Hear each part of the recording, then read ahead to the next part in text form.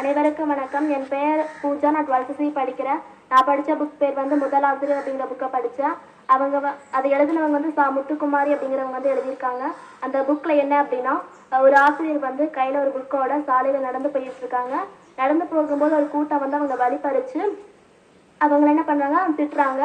அதை எதுவுமே கண்டுக்காமல் அவங்க நடந்து போகிறாங்க. அப்போ அந்த தெருமுனையில் இருக்க ஒரு முனையில் நின்று திரும்பி பார்க்கும்போது அவங்க மேலே என்ன பண்ணுறாங்க, சாணியை கரைச்சி ஊற்றுறாங்க சில பேர். அது எதுவுமே கோபத்தை காட்டாமல் வெளியே காட்டாமல் அவங்க வேகமாக நடந்து போகிறாங்க. அப்போ அவங்க போய் சேர வேண்டிய இடமும் வருது. அது ஒரு சின்ன ஸ்கூலு. அந்த ஸ்கூலில் இவங்க டீச்சராக வேலை செய்கிறாங்க. அப்போது அந்த அவங்க மேலே இருக்க இது எப்பவும் நடக்குது அப்படிங்கிறனால எப்போவுமே ஒரு புடவையை கையில் வச்சுட்டே இருப்பாங்க. அவங்க சாணியை எடுத்து கட்டிட்டு அந்த கையில் ஒரு சிரிச்ச முகத்தோட கையில் இருக்க புக் எடுத்து அவங்க என்ன பண்ணுறாங்க, பாடம் சொல்லித்தராங்க. அங்கே 5 மாணவிகள் தான் என்ன பண்ணுறாங்க, பாடத்தை கவனிக்கிறாங்க. அங்கே யாருமே இல்லை. அப்போ என்ன பண்ணுறாங்க அப்படின்னா, யார் இந்த டீச்சர், இந்த டீச்சர் வந்து எதுக்காக இவ்வளோ கஷ்டப்பட்டுன்னு சொல்கிறாங்க அப்படின்னா, இவங்க பேர் வந்து சாவித்ரிபாய் பூலே.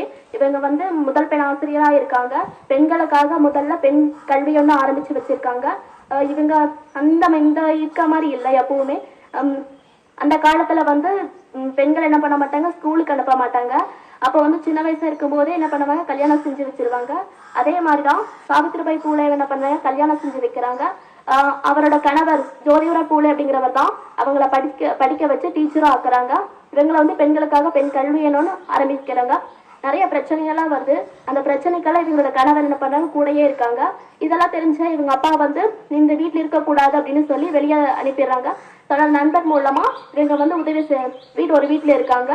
இவங்க வந்து 5 பேர் இருந்த அந்த மாணவிகள் இருந்த அறையில இப்போ 100கணக்கான பேர் அந்த அறையில் இருக்காங்க. இவங்க கிட்ட ஒரு பயிலும் மாணவியா இருக்க முக்தா அப்படிங்கிறவங்க வந்து ஒரு கட்டுரை எழுதியிருக்காங்க. அந்த கட்டுரையில வந்து ஒடுக்கப்பட்ட பெண்களுக்காக பத்தி பேசுற ஒரு முதல் கட்டுரையாவே இருக்கு. இப்ப இவங்க வந்து இவங்களோட பணியை பாராட்டி அப்ப இருந்த ஆங்கிலேய அரசு வந்து சிறந்த ஆசிரியர் அப்படிங்கிற ஒரு விருதியும் வழங்கியிருக்கு.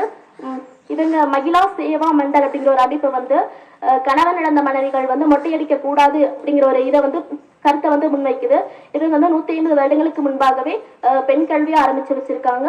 இத்தனை சாதனைகளும் இவங்க செஞ்ச ஒரு பெருமைக்குரியதாவே இருக்காங்க. இவர் சொன்ன வரிகள் வந்து இன்றளவும் ஒரு இக்காலத்திலும் பொருத்தமானதா இருக்கு.